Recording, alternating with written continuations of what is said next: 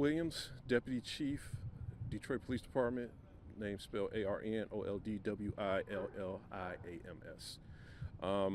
About a little after 4 today, we got a shot spotter run. About 30 rounds were fired in the area. We had officers make the scene just shortly after that shot spotter run came out. We were able to locate 3 victims in different areas. One was fatally wounded. Another one was seriously wounded. But what we're trying to do right now is we think we have everything contained, and it was just one of those unfortunate incidents where somebody pulled up, a verbal argument started, physical altercation led to a physical altercation. One of our suspects went to his vehicle, got a weapon, started firing. Somebody who had nothing to do with the incident, as far as we know, was fatally wounded.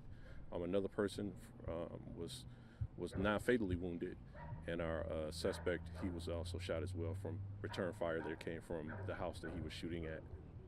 Was this connected to another scene over on Hoover Street, or is that something separate? Yes. Okay. Yes. So again, our victims, they were in different, I guess you could say, in different levels of self-transport or someone transporting them. We had one that was actually stopped by Warren PD, and they had medics transport that victim to, well, we believe that's our suspect, transported him to St. John's Hospital, and the other victims were either transported by medics part of the way, or they were part of the way transported by private citizens and then transported by medics. And you have a person dead who had nothing to do with this? Is that From what we have right now, there was a innocent bystander who was just bringing groceries into the house who was fatally shot. How tragic is It's senseless. It's senseless. All this over a verbal argument that led to a physical altercation that somebody had to get a gun. Just ridiculous. The kind of firepower, can you give us an idea of the kind of firepower you're talking about here? So what we're looking at right now is we believe that the suspect went to his vehicle and retrieved a long gun, and then he started opening fire.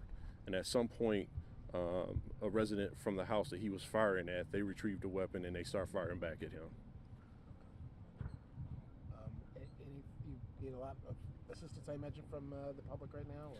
So right now we basically have the situation contained.